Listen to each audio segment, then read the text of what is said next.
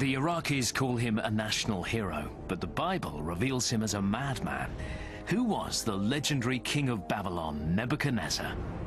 A legend and a mystery rolled into one in Babylon Mystery.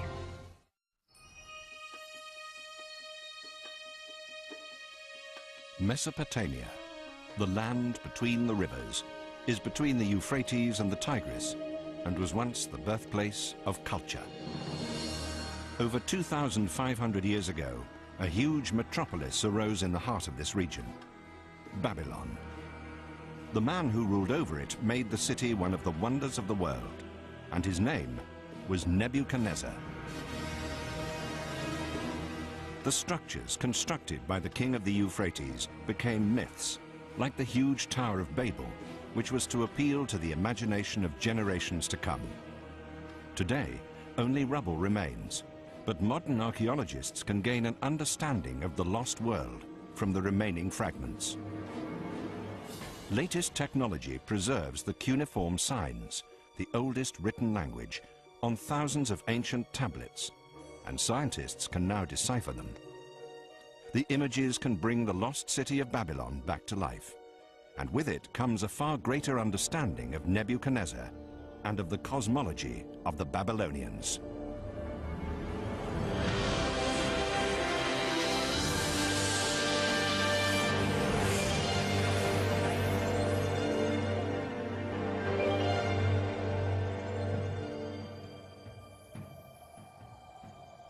The rediscovery of Nebuchadnezzar's world began 100 years ago in Lebanon. The French consul, Henri Poignot, explored the region round El Hermel in search of ancient artistic treasures. At the time, there were many expeditions by colonial administrators. The 19th century was the time of great discoveries. Wherever they went, they seemed to make new and important finds. The legendary city of Troy had been excavated. Egyptian hieroglyphics could be deciphered, and on a hot October day, Henri Poignot made a discovery that would later be acclaimed as an archaeological sensation. Poignot worked on the assumption that the vast empire of Babylon once extended to this point on the shores of the Mediterranean, and he discovered proof. On a stone wall, the portrait of a king had been chiseled out, overpowering a lion with his arm. According to the inscription, it was Nebuchadnezzar, king of Babylon. In the fading light of day, Henri Poignot managed to take a sensational photograph. This is the earliest depiction of Nebuchadnezzar that has been found. The weathered relief in stone unites ancient myths and legends.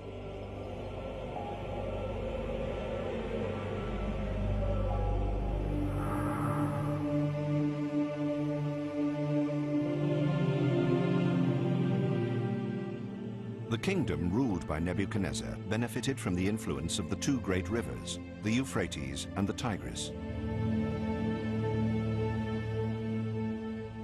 As long ago as 2,500 years before Nebuchadnezzar, works of art were created that bear witness to the cultural achievements of the period and convey a curious picture of the people of that age.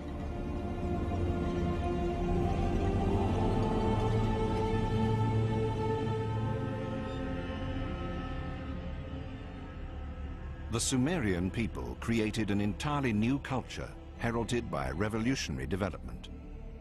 The invention of cuneiform script 3,000 years before Christ and the cultural growth that resulted from the invention of a written language was to reach its pinnacle in Nebuchadnezzar's vast empire of Babylon.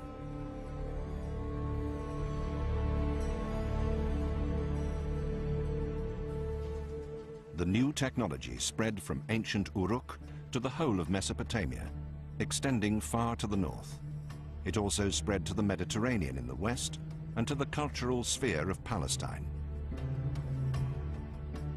Nebuchadnezzar's kingdom extended as far as Egypt and Jerusalem, a veritable empire.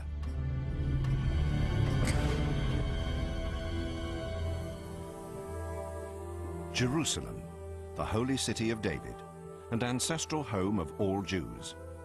But 2,600 years ago, it was not the sprawling metropolis that it is today. Protected by the city walls, no more than a few thousand Jews inhabited the small area around the Temple Mount. Nebuchadnezzar was able to breach the stone circle and leveled the holy city. An ancient relief depicts the battle. The Babylonians scaled the walls of the city with the help of fortified towers. The defenders could not match the superior military technology. The invaders had metal armor, stone catapults, and carefully planned strategies. The well-thought-out plans were highly effective, along with the devastating waves of arrows fired by thousands of archers. Nebuchadnezzar used his military might to good effect. Thousands of enemies were mown down, while the survivors were taken to Babylon as prisoners of war. For the Jews, it was a terrible catastrophe, the wrath of God, and Babylon was seen as the hated site of exile, with Babel known as the hotbed of vice.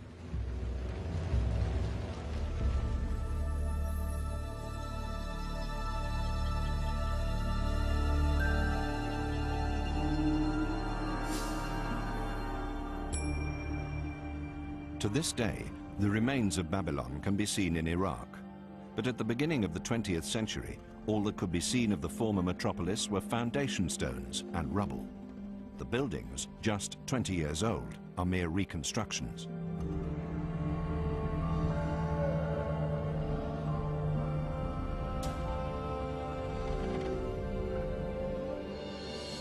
But these imaginative edifices do provide some concept of the splendor and glory of an ancient city that was home to 1 million inhabitants.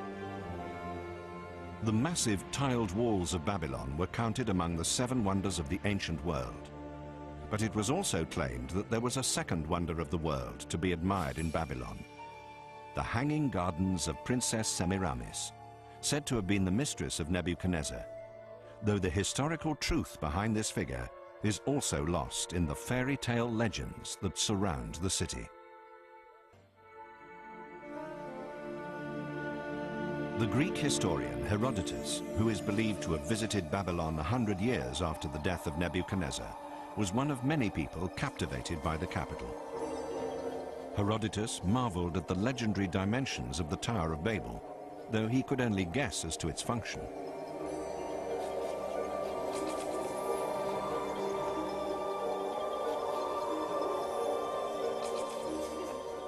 As he tried to describe the sights, he let his imagination run wild as he enthused about the city with streets 16 meters wide, walls 25 meters thick, and an urban area that stretched for 96 kilometers.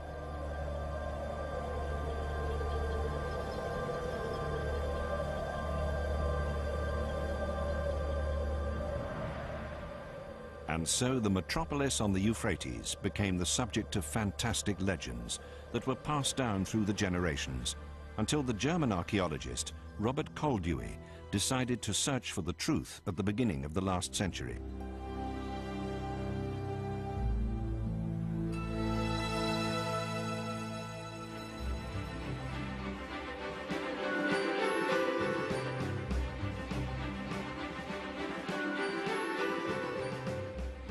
When Koldewey reached the presumed site of the ancient city of Babylon, all that could be seen were piles of rubble covered by the drifting desert sands. But Koldewey was certain that the legendary Babel was buried there. The initial excavations revealed remains of vast city walls and confirmed his belief that only the capital of Babylon could have had such mighty defenses. Koldewey had found the remains of the walls that Herodotus had reported with such admiration, and the Babylonians had insulated the tiled structures against humidity by using bitumen, an amazing technological achievement for the day.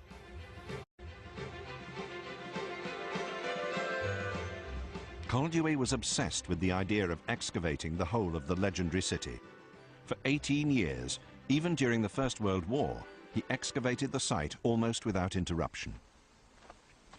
Today, his followers still work with shovels and spades. The excavations that began in Iraq 100 years ago have taken them on an archaeological journey back through time to the Empire of Babylon.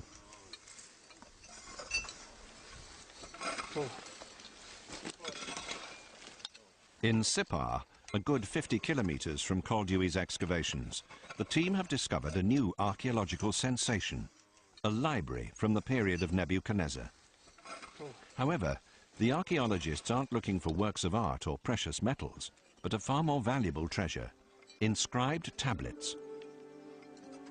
Cuneiform writing thousands of years old, recording the ideas and beliefs of Babylonians in Nebuchadnezzar's day.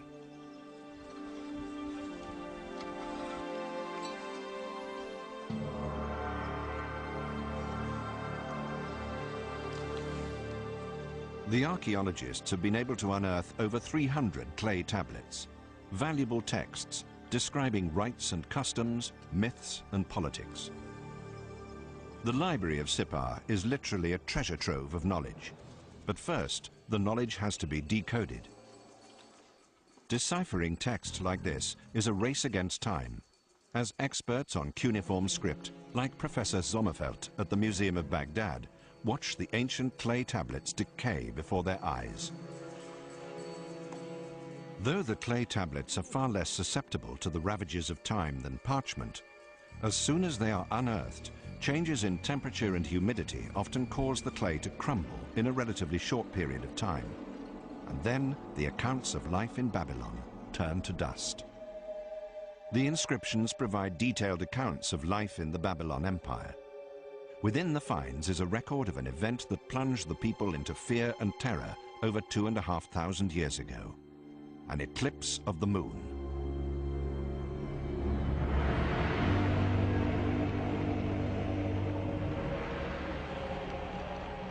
The clay tablets tell of the day when the moon disappeared and priests all over the city had to light fires. People quickly gathered in the streets and used their clothes to shield themselves from the sight as prayers and hymns filled the entire city.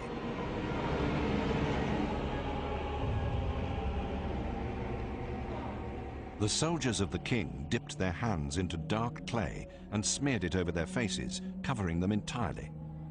Only in this way could the moon, believed by the Babylonians to be a god called Sin, be appeased. Only then would the god be prepared to show his face to mankind once more.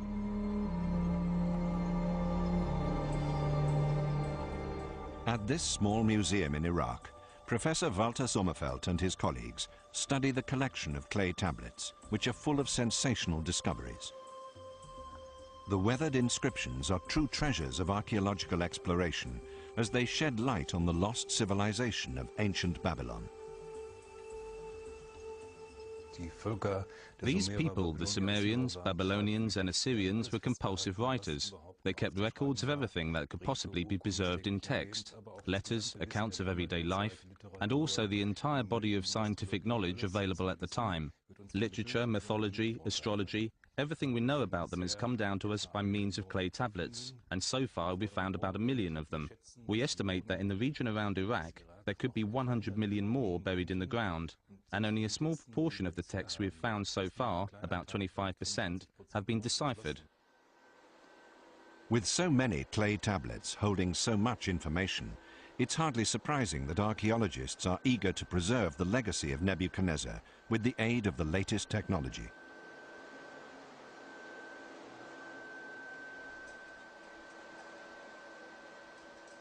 The knowledge of the ancient Orient can now be preserved on glass plates forever. Using a method called holographic photography, a laser beam traces the inscription on the clay tablet.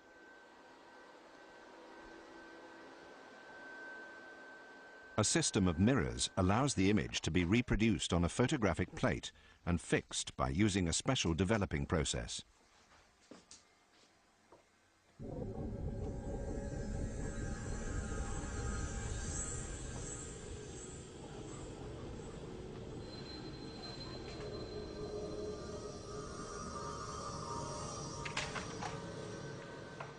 The holographic technology has been developed at the Institute of Physics at the University of Münster.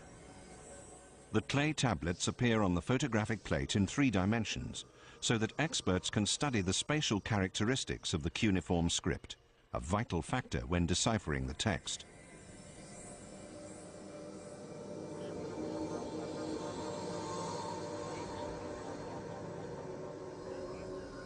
The image resolution of the hologram is so detailed that even individual symbols within the text can be examined under the microscope without damaging the original in any way. And the hologram can also be made available over the internet, so decoding teams can work simultaneously all around the world.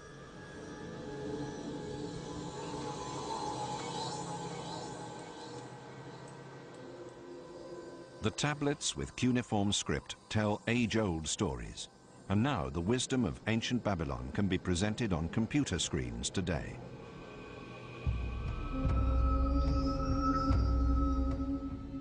Among them are the accounts of ancient sacrificial rituals that show how far everyday life in Babylon was dominated by strong religious beliefs.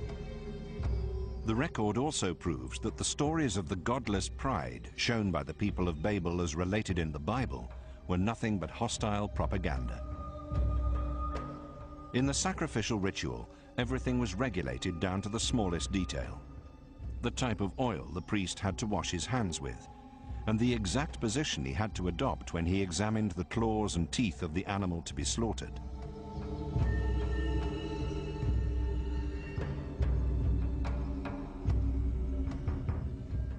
The high priest had to place a chain made of red wool and colored stones around his neck when the moon rose.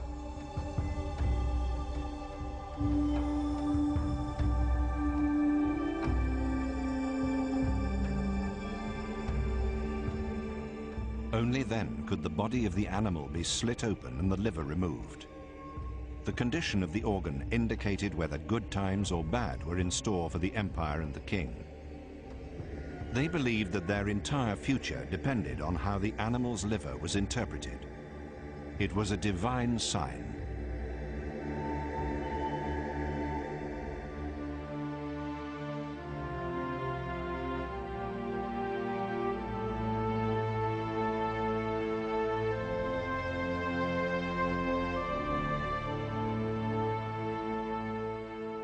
Up to 100 years ago, Koldewey wrote that the ancient culture of Babylon was buried under a shroud of drifting sand. And even today, experts estimate that thousands of texts are still hidden beneath the ground in Babylon.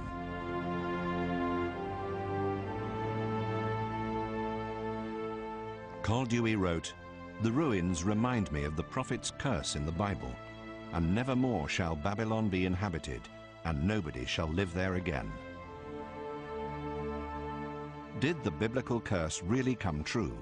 And could Koldewey have guessed that 100 years later, new methods would be developed to shed light on the mystery of Babylon, including rockets?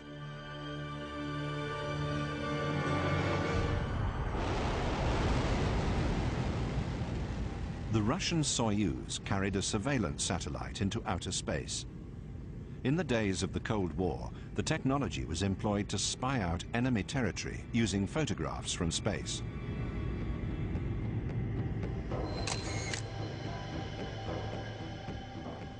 As the shuttle raced back to Earth, there were 150 satellite pictures on board. Among them was one of an area 32 degrees north and 44 degrees east, Iraqi territory. Moscow, Leningrad Prospect 47, formerly the headquarters of Soviet military intelligence. With the Cold War over, the satellite pictures that were used to spy on enemies are now available for research purposes.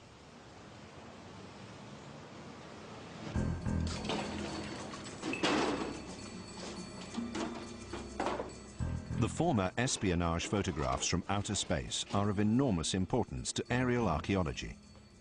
An expert can learn valuable information from these bird's-eye views. The outlines of structures that have long collapsed and are buried deep underground may appear in aerial shots as variations in vegetation and color.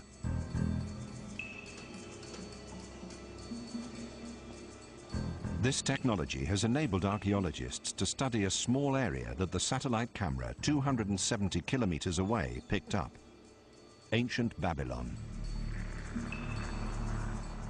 As the computer enlarges the image, the entire area of a city that has long since vanished can be seen. In the top left is the modern palace of Saddam Hussein, and to the right, the region excavated by Koldewey. The aerial image shows that only a small area of the ancient city has so far been studied by archaeologists.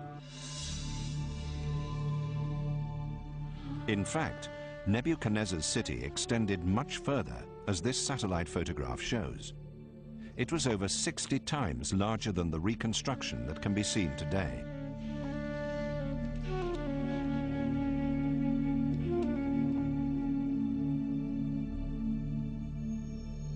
And from the air, one outline can be seen very clearly: the shape of a building that was destined to become a legend, the Tower of Babel. Today, all that can be seen is a pond. The aerial image indicates that the structure was set out on a square base, so all the reconstructions made by medieval painters were simply products of their own imagination. The Tower of Babel was not a round tower, but a square structure rising in stages, probably about 100 meters high. The great structure has appealed to the imagination of people throughout the ages. The Tower of Babel, more than the city itself, became a symbol of the unrestrained arrogance that came before the fall.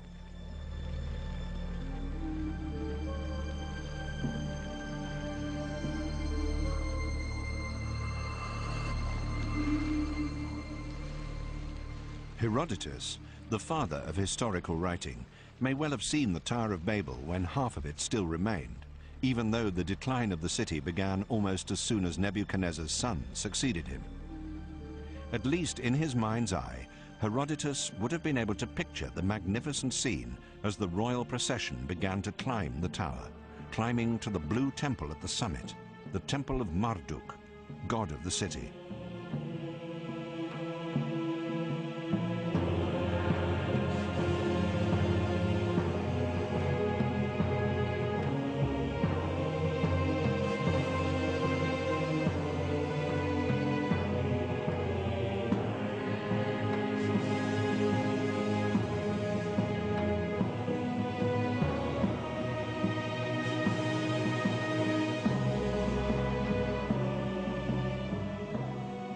Herodotus reported that climbing to the Temple of Marduk meant climbing into the heavens and the stars, and at the top, in the highest section of the huge layered temple, was where Marduk resided.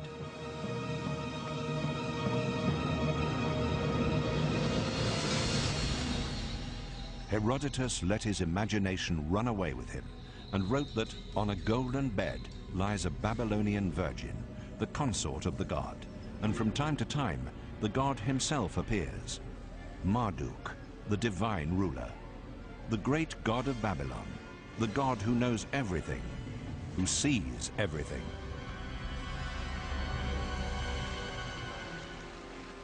The fantastic account Herodotus gave was a mixture of imagination and reality, which were born from the repeated stories told in Babylon as it sank into ruin.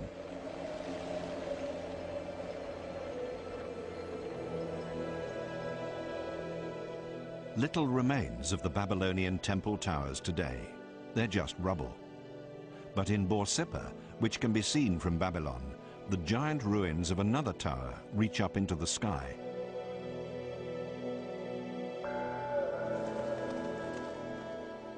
Experts believe that these towers were not only temple complexes, but also vantage points that enabled Babylonian astronomers to study the movements of the stars.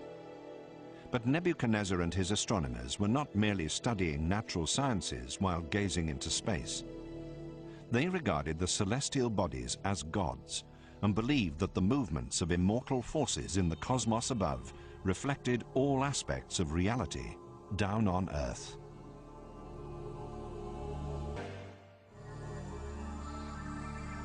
Babylon astronomers in Nebuchadnezzar's day used huge temple complexes as vantage points to study the movements of the stars. But they were not just studying natural sciences, as they believed that celestial bodies were gods, and that the behavior of the stars, sun, moon, and the 5 planets known at that time offered an insight into the future of life on Earth.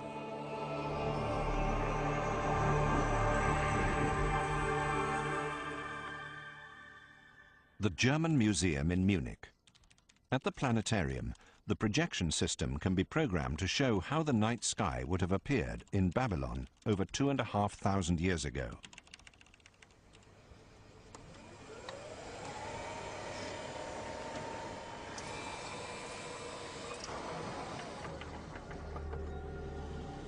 In the artificial sky of the planetarium, thousands of stars appear, as they would have done to Nebuchadnezzar himself.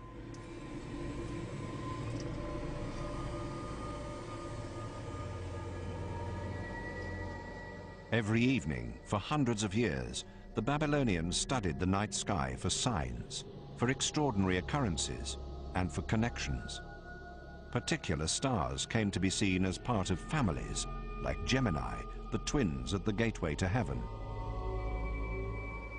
It was believed that Aquarius dictated the course of all waterways on Earth. Sagittarius, half man, half horse, was a powerful ally in war and times of trouble. There was Taurus, the mythical bull, who could devastate whole cities and was particularly feared. The Babylonians invented astrology as we know it today. They divided the heavens into 12 signs of the zodiac and recorded the movements of the stars. They may even have mastered the technology behind the construction of telescopes, as suggested by this polished quartz lens. The Babylonians had a sophisticated understanding of mathematics, and geometrical tablets prove that scientists were already familiar with Pythagoras' theorem. This theorem influenced the architecture of one of Babylon's most famous structures, the Blue City Gate, dedicated to the goddess Ishtar. In his telegrams to Berlin, Koldewey praised the unique beauty of the tiles as the blue glazed bricks were packed into cases and transported to Berlin, where they were washed and sorted. The reconstruction of the Ishtar Gate began in the Museum Island of Berlin. After 2,500 years and a journey of 5,000 kilometers, the great city gate of Nebuchadnezzar was completed, and with it were many depictions of animals in a style that was very typical of Babylonian art.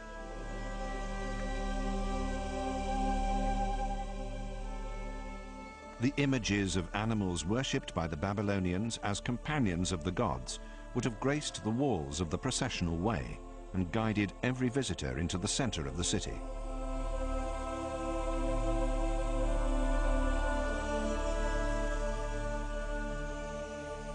And what an overwhelming impression the fresh blue tiles must have made on those who entered the City of Miracles from the heat of the desert.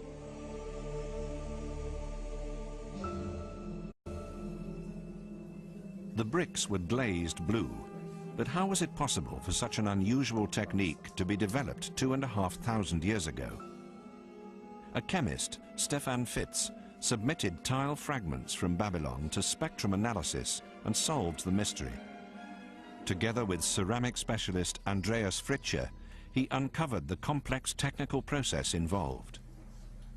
The initial step was very important, as a precise mix of sand and soda derived from vegetable ash had to be followed. The mixture was then fired to create a type of glass that was then used as the basis for the glaze. Today, a computer-controlled kiln is used to achieve the exact temperature of 950 degrees centigrade that is required. How the Babylonians measured and maintained this constant temperature remains a mystery. The glass was then ground into a fine powder for the next stage of the procedure.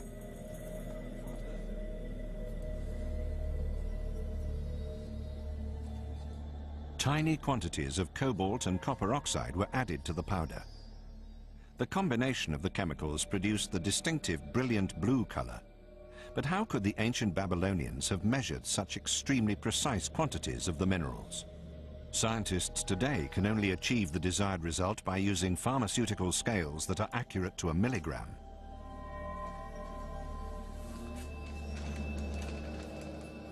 Dr. Stefan Fitz then added distilled water to turn the powder into a creamy liquid, which is the finished glaze.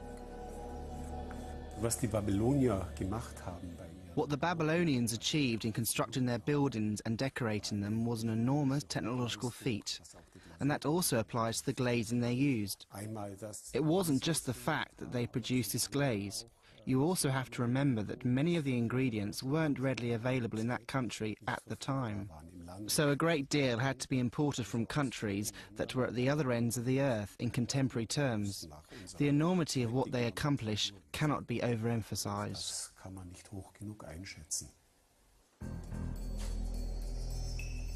The glaze was then painted onto the brick. Finally, the object was fired again, this time for 12 hours at a constant temperature of over 1,000 degrees centigrade.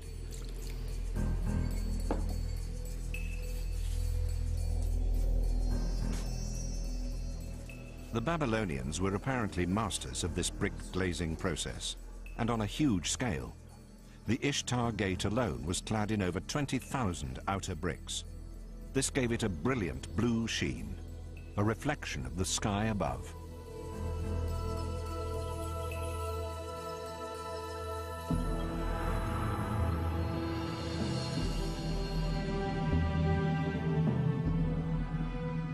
The road before and after the gate was the Road of the Gods, the processional way, where the great New Year's festival was celebrated.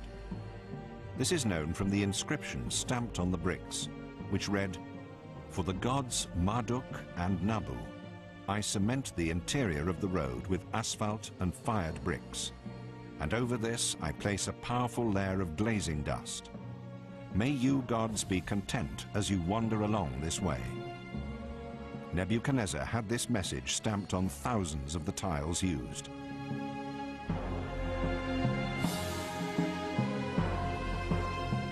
The Tower of Babel, the Ishtar Gate, and the processional way were all works of devotion to the gods. They were people's prayers immortalized in stone, and the laying of every foundation stone was also a precise ritual. All the foods that provided nourishment for life, oil, milk, beer, and dates, took on deep religious significance when the king and priests prepared the ground for a building in the sight of the gods.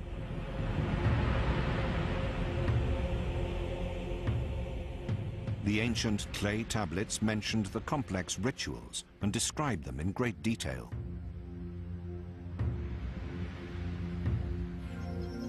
Cream, honey, and beer had to be poured over the first foundation stone as a valuable offering for the gods.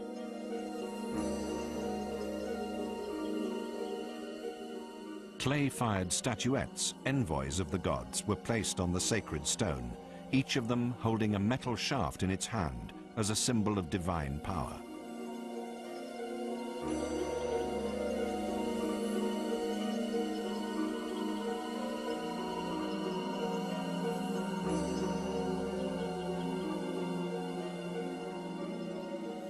A sacrificial sheep was prepared with its mouth washed out with fragrant juniper extract to encourage the gods to look favorably upon the offering. White, purified flour, the sacred fruit of the soil, was then sprinkled over the statuettes. This ensured that growth and prosperity would surround the building to be constructed. Then the statuettes were buried in the ground, the place that would soon bear the weight of the new structure.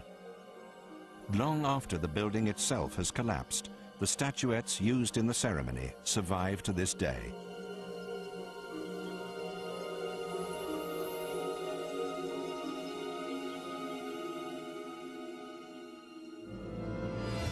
Herodotus also wrote about certain rituals, but the Greek historian apparently failed to understand their significance. Though it was so long ago, the magical culture of Babylon had collapsed in ruins many years before he journeyed to the city.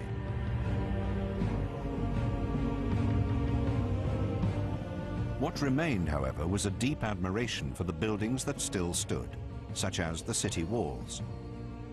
Herodotus must have fallen under their spell, as experts now believe that the measurements he supplied were wildly exaggerated.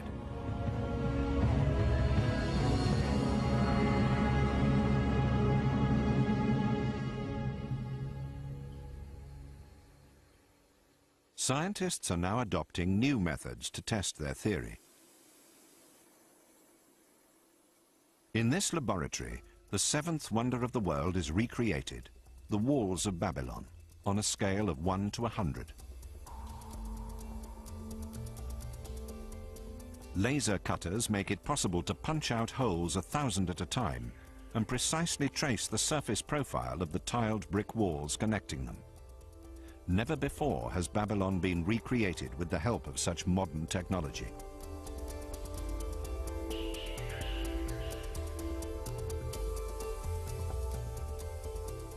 But this pioneering work is not merely being performed to produce a decorative model.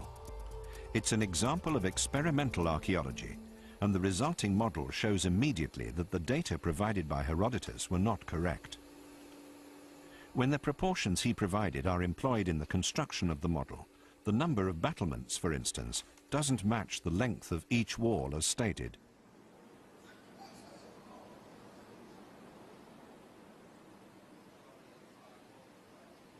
The city walls didn't stretch for 96 kilometers, as Herodotus said, but only for about 19, and apart from the major structures, the brick houses of the metropolis were only 1 or 2 stories high.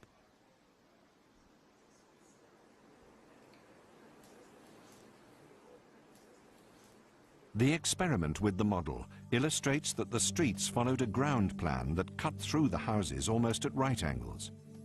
Babylon was constructed as a gigantic fortress.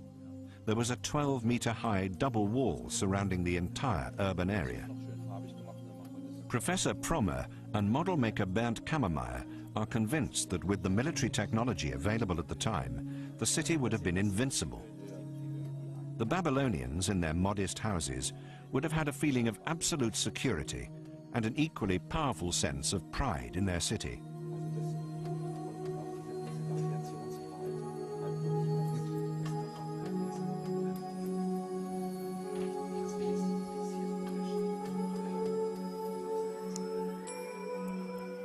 The camera shows the sense of awe that the ancient city dwellers must have had for the environment that dominated their everyday lives.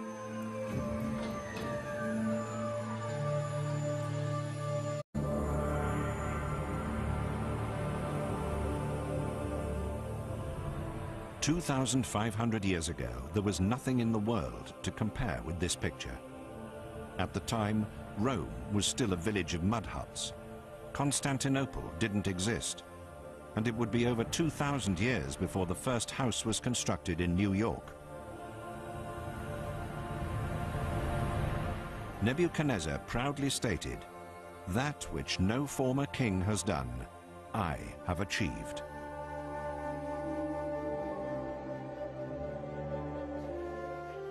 Professor Walter Sommerfeld of the University of Marburg speculates at how the people who lived in this metropolis celebrated their cult festivals. Man muss sich ein Fest so vorstellen, dass im Mittelpunkt die sehr eindrucksvollen Götterbilder standen. You have to imagine a festival with an extremely impressive statue of a god in a central position. It was huge and brightly colored, with ceremonial decorations. The king was there, along with the high priests. There was singing by the light of the flaming torches. Something of a similar kind of religious sentiment is still found today in India. We can't take part in Babylonian festivals like this anymore, but at least there are a great many parallels in India that enable us to capture something of the atmosphere of that time.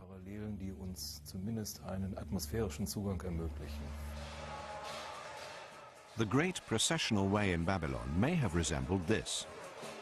There are considerable parallels between the religious festivals celebrated each year by the people of Puri in eastern India and Nebuchadnezzar's Great New Year's Festival, an ancient religious tradition that perhaps spread from Babylon to India, or the other way round.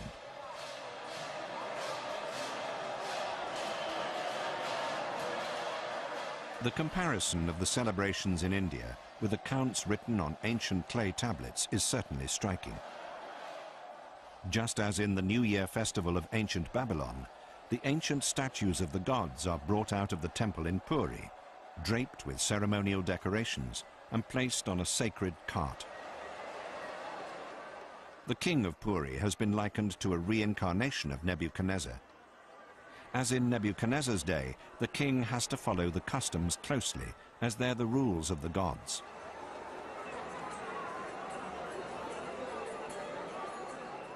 Just as Nebuchadnezzar once did, he has to clean the cart in a ritual gesture. This religious ceremony serves to legitimize his rule and to renew the bond between king, God, and the people. The entire population is caught up in the euphoric ritual.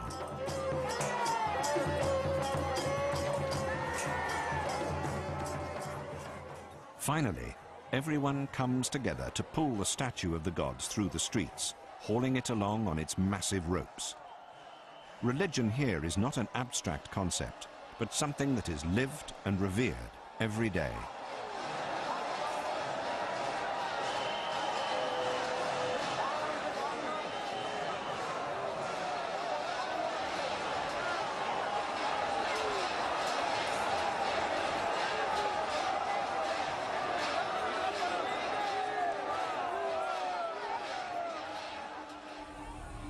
The hectic bustle of the carnival route in Puri is a modern reflection of the ancient rituals 2,500 years ago in Babylon.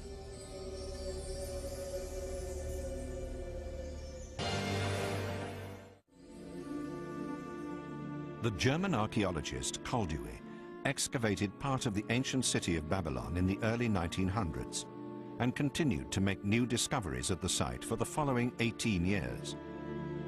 But he was never able to grasp at anything more than the rubble and bricks. The ancient world of the Orient remained a mystery to him. But his imagination sometimes constructed gigantic palaces from a little rubble. And he once wrote in a telegram to Berlin, "I have discovered the Hanging Gardens of Semiramis." In fact, he had found nothing more than the extensive ruined walls around Nebuchadnezzar's southern fortress. But his eagerness led him to believe that such huge walls must have supported an enormous superstructure, like the Hanging Gardens, as depicted in a 3,000-year-old Assyrian stone relief. Did the legendary terraced gardens of Semiramis ever exist, or was it just a fantasy created by later generations? With the aid of another model, archaeologist Professor Michael Promer discovered the Hanging Gardens could have existed. The precise measurements and the carefully thought-out construction indicate that this must have been a real structure. Of course, we are not faced with the incredible weight of material and the need to make everything watertight, which must have been a special problem, a massive problem for the engineers of the time. And they tried everything possible: lead sheets, asphalt lining, and layers of tiles, and then vaults underneath. And of course we have no idea how watertight it really was, but it's an incredible project, and it was never attempted again in this form. At the back, the water supply was apparently fed up to the top level, and it seems that the water was allowed to seep down via these terraces, which means that the whole structure was permanently underwater. And you can see from the gigantic walls, from the thickness of the walls, in comparison to the quite narrow vaults, that they were well aware of this problem. It was thought that the roots of the trees would reach right down to the bottom, which is of course nonsense. But that's what the people thought. It must all have been filled with soil, which would mean the water would seep through. So keeping this building in a stable condition was a miracle in itself. You have to remember that. It appeared that the Hanging Garden of Semiramis was not a legend, but reality. In Iraq, there were still water wheels in use that could have brought water from the Euphrates to irrigate the gardens.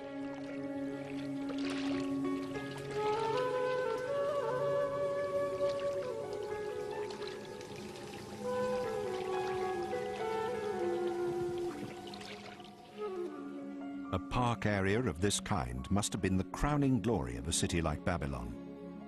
A feature of immense prestige that may well have attracted even more admiration in the blistering heat of the Orient than the Tower of Babel, standing 100 meters high.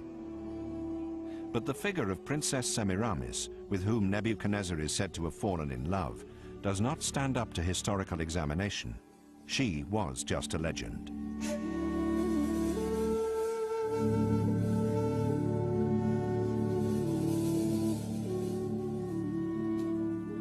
Together, Princess Semiramis and her hanging gardens formed a romantic symbol of the most amazing metropolis in the ancient Orient.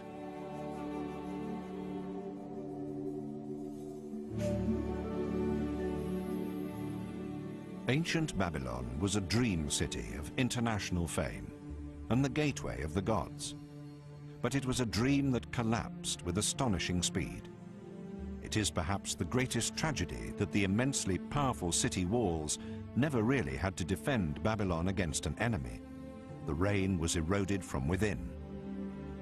Nebuchadnezzar's successor, Nabonidus, was overthrown by his own priests. And then suddenly, Babylon was little more than a footnote in the annals of history.